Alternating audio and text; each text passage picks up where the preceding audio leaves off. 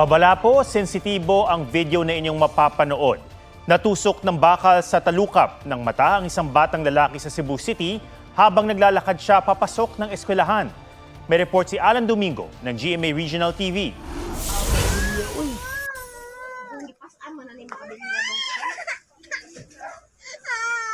Inihingi ng saklulo ang batang yan dahil sa bakal na nakatusok sa talukap ng kanyang mata. Iniupo siya sa monoblock at dahan-dahang binuhat ng mga tauhan ng Bureau of Fire Protection para maisugod sa ospital. Nangyari yan sa Barangay Apas sa Cebu City habang papasok sa paaralan ang 10 taong gulang na bata. Bigla na lang daw narinig ng mga residente ang iyak ng bata at nadatnan siyang nakatingala habang nakatusok sa bakal. Nalaman lagi sir, di na mo makita yung mata. Nilang yun, anak yun sa kwan. Kani ba? Ang akong gipangutang ng bata, asa kagikan do? Padung siya iskilan, so diri siya. Taga mayahay man to. Oh, kani nga hagdanan. Urag ni kalit lang daw ni kuan daw sa iyang mata. Iniimbestigahan pa ng mga otoridad kung paano natusok ang bata sa bakal na ginamit sa pangsuporta sa nakalaylay na kable. Inaalam pa ang lagay ng bata sa ospital. Nangako naman ang Department of Social Welfare Services na tutulong sa kanyang pagpapagamot. Alan Domingo ng GMA Regional TV nagbabalita para sa GMA Integrated News. Hinay-hinay muna sa pagpapailaw ng Christmas lights dahil tataas ang singil ng Meralco ngayong Nobyembre. Halos 43 sentimo ang taas singil sa kada kilowatt-hour ng kuryente. 85 pesos na dagdag yan sa electric bill ng mga bahay na kumukonsumo ng 200 kilowatt-hour. 213 pesos naman ang dagdag kung 500 kilowatt-hour ang konsumo. Ayon sa Meralco, kabilang sa mga dahilan ng dagdag singil ang pagtaas ng demand sa kuryente at paghina ng piso na nakaapekto sa singil ng mga power producer. Gumuhong mga bahay at nalubog ng mga taniman ng ilan sa mga iniwang pinsala ng Bagyong Nika sa Northern Luzon.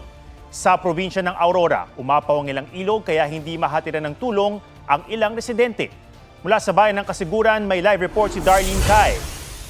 Darlene? Ato mula pa rin kuryente dito sa bayan ng Kasiguran sa Aurora. Yung ilang poste kasi ng kuryente ay natumba at nasira noong tumama rito yung bagyo. Kaya tuloy yung ilang apektadong residente ay umaasa na lang sa kandila, gasera o di kaya naman na isa ilang solar-powered na mga ilaw. Ramdam na ramdam din yung pinsalang dinulot ng bagyong Nika sa iba pang probinsya o lugar sa Northern Luzon.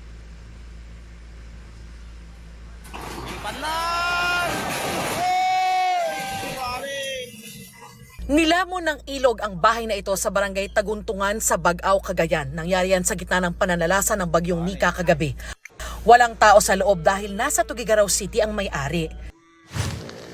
Sa Tuguegarao City, tulong-tulong ang mag-anak na ito na maisakay ang mga panindang grocery. Kasi nung huli po, 30 to 45 minutes lang po, nandyan na yung tubig. Ang tinderong ito, isinakay na sa sidecar ang ref at panindang gulay. Pagsapit ng umaga, ganito ang bumungad sa mga residente. Bubong na lang ang kita sa ilang bahay. Nasa evacuation center pa ang mahigit 3,000 residente ng lungsod. Huwag muna pauwiin kasi ang hirap i-evacuate sila. Pag dumating na naman yung bagyo, for sure na baha. Problema tayo. Kita mula sa himpapawid ang lawak ng pagbaha sa mga bayan ng Solana at Alcala. Oktubre pa nasa state of calamity ang Cagayan. Ang problema nila ngayon, ubos na ang kanilang calamity fund. Nakikipag-ugnayan na ang LGU sa national government para sa karagdagang pondo.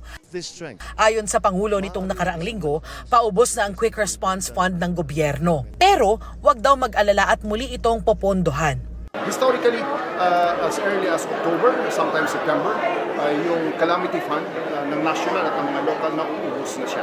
Pero lagi may pagkukunan ng pondo ang gobyerno at mayroon tayong assurance mula kay BBM na mayroon tayong sapat na pondo para sa mga susunod na kalamidad bago sa katapusan hanggang sa katapusan ng Disyembre. Sa Dilasag, Aurora, kung saan naglandfall ang bagyo, 100% ng bayan ang napinsala. Tinuklap ng malakas na hangin ang bubong ng bahay ni Nanay Leonita. Sobrang lakas. Tapos yung kinapitan ko naman po parang aangat siya, gumagalaw. Kaya yun, talagang natakot po talaga ako. Mataas pa rin yung level ng tubig at malakas yung agos dito kaya hindi mapuntahan yung barangay Diagyan dito sa munisipalidad ng Dilasag sa Aurora. Pati yung mga motoristang papunta sa Dinapigue, Isabela ay hindi rin makadaan. Pinipilit po namin makontak sila ngayon, isolated pa, no, gawa po ng ilog. No, kahit naman po umaraw po ngayong maghapon ay hindi pa rin po kami makatawid. Ano mangyayari? Maabot pa lang sila ng relief tulong kapag medyo umupa na yung tubig, no? Opo, ganun po ang mangyayari. Sa katabing bayan ng Kasiguran, pinadapa ng malakas na hangin ang lahat ng 100 puno ng saging sa taniman na ito. Sana may ayuda naman na dumating sa amin at wala nang makain. Yun po ang problema namin. Namigay na ng family food pack sa mga apektadong residente. Wala pa rin kuryente sa bayan ng Kasiguran at Dilasag. Pahirapan ang linya ng komunikasyon. Mga natanggal na bubong, naputol na sanga ng puno at mga kawad na lumaylay muli sa mga tumagilid na poste naman ang iniwang pinsala ng bagyo sa Santiago City, Isabela. May ilang lugar na abot binti ang baha. Tila binura naman ng baha ang mga taniman at kasada sa mga bayan ng Ilagan at Tumawini.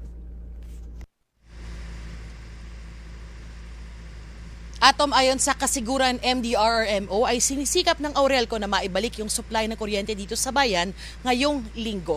Yan ang latest mula rito sa Kasiguran, Aurora. Balik sa iyo, Atom. Maraming salamat, Darlene Kai. Kansilado ang pagdinig bukas ng House Quad Committee ukol sa Duterte drug war. Kinukumpirman pa rin daw ng mga testimonya ng ilang testigo. Sa kabila nito, iginiit ni dating Pangulong Rodrigo Duterte na pupunta pa rin siya sa Kamara dahil hindi raw sila naabisuhan.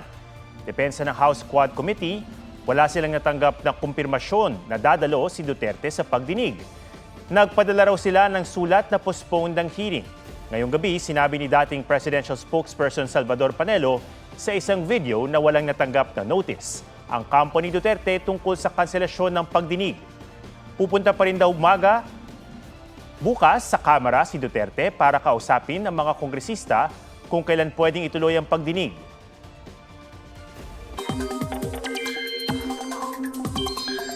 Nakalabas man ng Philippine Area of Responsibility ang bagyong Nika, banta naman ngayon ng bagyong Ophel. Nasa Tropical Cyclone Wind Signal number 1 ang Cagayan, kabilang ang Babuyan Islands, pati northeastern portion ng Isabela at eastern portion ng Apayao. Huling namataan ng Pag-asa ang bagyong Ophel, 630 km silangan ng Vira, Catanduanes.